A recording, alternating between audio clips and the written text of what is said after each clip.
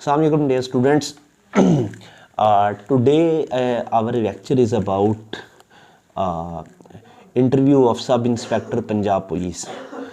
Sub inspector उन वाहिद कुछ पोस्टों में से ऐसी पोस्ट है जिनकी रिक्रूटमेंट डिवीजन बेस पे होती है, लाइक इंस्पेक्टर जो एक्साइज इंस्पेक्टर होता है या जो आपके नायब तहसीलदार की पेपर्स होते हैं, ये चंद उन पेपर्स में है जिनकी रिक्रूटमेंट डिवीजन वाइज में होती है। सब इंस्पेक्टर के जो रिटर्न का एग्ज़ाम है वो आप में से बहुत से लोगों ने अब आने वाला है और बहुत से लोग वो क्लियर कर लेंगे।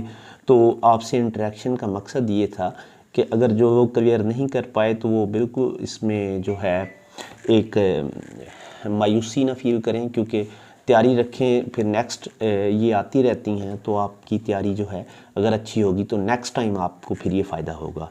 अब जिन लोगों ने ये सब इंस्पेक्टर का रिटर्न का पार्ट क्लियर कर लिया है, अब इंटरव्यू का क्या तरीक़ाकार होगा। बहुत सी अहम चीज़ें मैं शॉर्ट में बता रहा हूँ आपको। अगर आप लोग ठीक है इन चीज़ों पे अमल किया तो काफ़ी ज़्यादा हद तक चांस हो जाएंगे आपकी रिक्रूटमेंट के।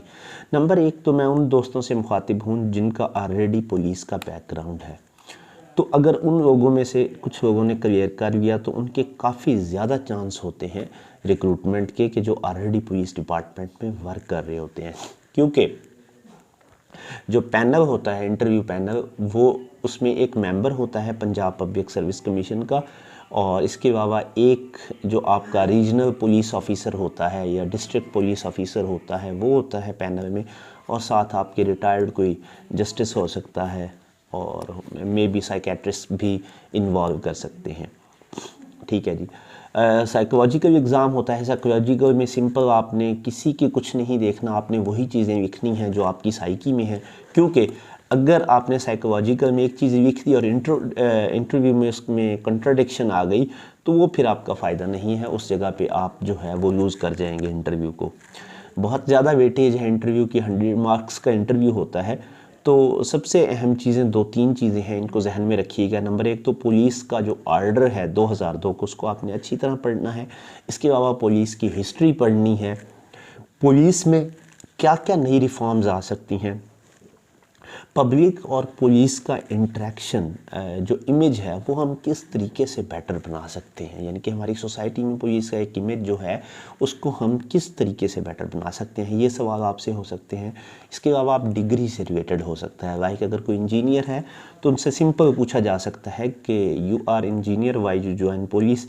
ठीक है, आपको अपनी फील्ड में जाना चाहिए। इस तरह इकोनॉमिक्स वाले से भी पूछ सकते हैं, ठीक है, और किसी भी दूसरे सब्जेक्ट से पूछ सकते हैं। तो ये फिर आपने खुद डिफ़ाइन करना है अकॉर्डिंग टू योर सब्जेक्ट। यानी कि अगर मेरा एक दोस्त है जिसने टेलीकॉम की हुई थी तो उससे यही सवाल पूछा गया तो उसने जवाब दिया कि चूँकि उसने टेलीकम्युनिकेशन में कुछ ऐसे सब्जेक्ट्स पढ़े हुए हैं जो पुलिस की जदीद जो टेक्नोलॉजी है, जिनमें फिंगरप्रिंट है और डिफरेंट जिसमें डीएनए भी आ जाता है, इन चीज़ों में जो टेक्नोलॉजी यूज़ होती है वो उसने ऑलरेडी पढ़ी हुई है।